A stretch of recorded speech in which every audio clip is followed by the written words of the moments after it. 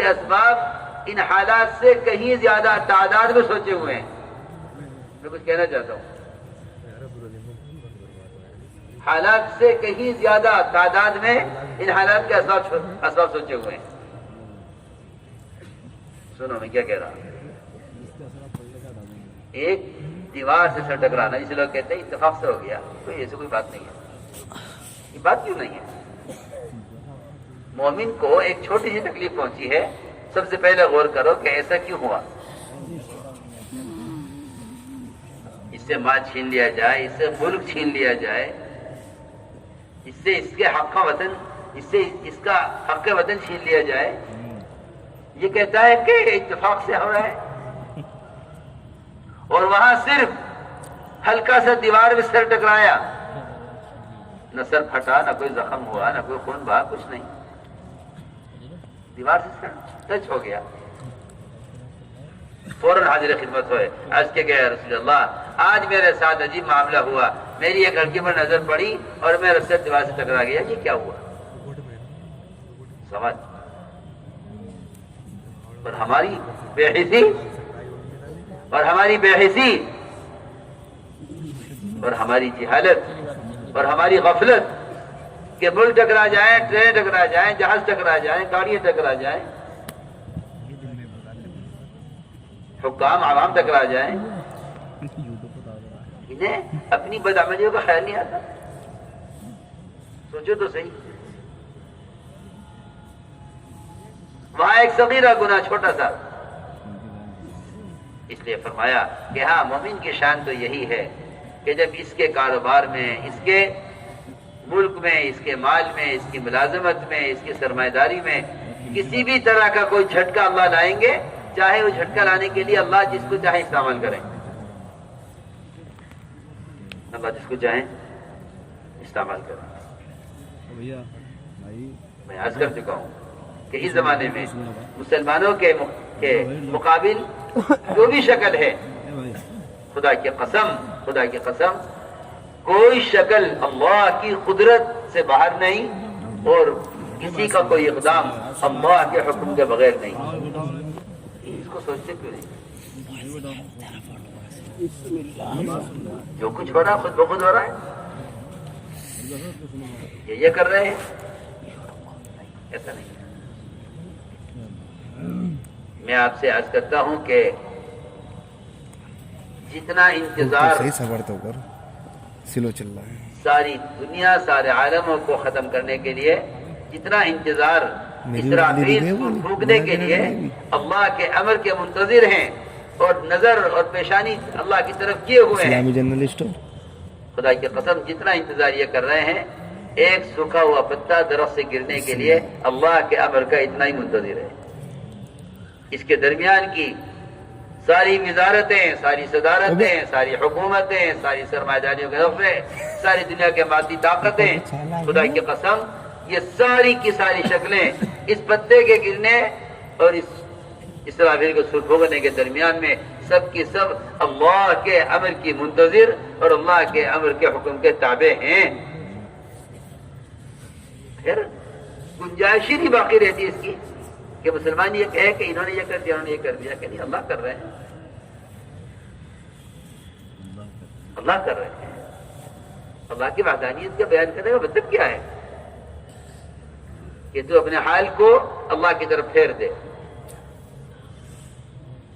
میں نے عرض کیا کہ بڑے بڑے حالات، بڑے بڑے حوادث، لیکن مسلمان ہرگز اپنی بدعملی کی طرف متوجہ ہونے کو تیار نہیں ہے. اپنی بدعملی کی طرف متوجہ ہونے کو تیار نہیں ہے. اپنی بے دینی کا الزام یا حالات پر یا حکام پر، اب تو بے دینی کا الزام شیاطین پر ہے کہ بھئی کیا کریں، شیاطین کر رہے ہیں. شیاطین کو کیا پڑی ہے؟ ان قید شیطان کان ضعیفا، کہ شیطان کی تدبیریں اور اس کی کوشش تو بڑی کمزور چیز ہے. اگر کوئی فجر کی نماز کے بعد، اگر کوئی شخص فجر کی نماز کے بعد 10 مرتبہ سورہ اخلاص پڑھ لے، شیاطین سب مل کر اس سے رات تک کوئی گناہ نہیں کروا سکتے باوجود پوری کوشش کے. جی حضرت علی فرماتے ہیں کہ اگر فجر کے بعد 10 مرتبہ سورہ اخلاص پڑھ لے کہ رات تک تمام شیاطین مل کر اس ایک مسلمان سے باوجود پوری کوشش کے کوئی گناہ نہیں کروا سکتے. لیکن بات وہی ہے کہ مسلمان اپنے حالات کو احکام سے جوڑنے کے بجائے اپنے حالات کو اسباب سے جوڑے ہوئے. اس لیے فرمایا کہ نہیں، مومن تو بینا ہے، مومن آنکھ سے بینا ہے، مومن دل کی آنکھ سے بینا ہے.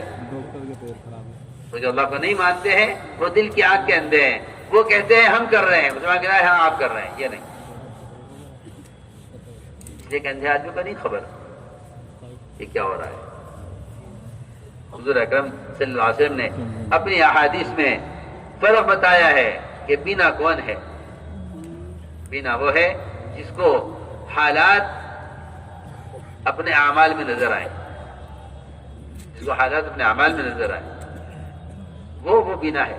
جس کو نظر آئے کہ ہاں یہ چیز کہاں سے ہوئی ہے. اندھے آدمی کو اگر آواز سنے گا تو پوچھے گا یہ کیا ہوا، اس لیے کہ اس کو نظر نہیں آتا. لیکن مسلمان بینا ہے. اس لیے فرمایا کہ اللہ کو ماننے والے پر جو بھی حال آئے گا یہ حال اسے اللہ کی طرف فوراً پلٹ دے گا. اور اگر اللہ کا نہ ماننے والے پر حال آئے گا اس کو نہیں معلوم کہ اسے کیوں باندھ دیا گیا، کیوں کھول دیا گیا. روایت میں ہے کہ جانور کو باندھ دیا جائے، کھول دیا جائے، اسے نہیں معلوم کیوں باندھا گیا، کیوں کھول دیا گیا. لیکن مومن کے کام میں اور مومن کے کاروبار میں اور مومن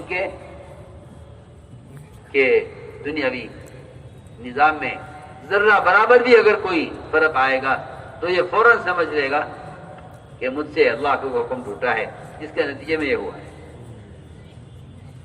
جو حالات سے سبق لیتے ہیں وہ توبہ کی طرف آتے ہیں، اور جو حالات سے سبق نہیں لیتے وہ بغاوت کی طرف جاتے ہیں.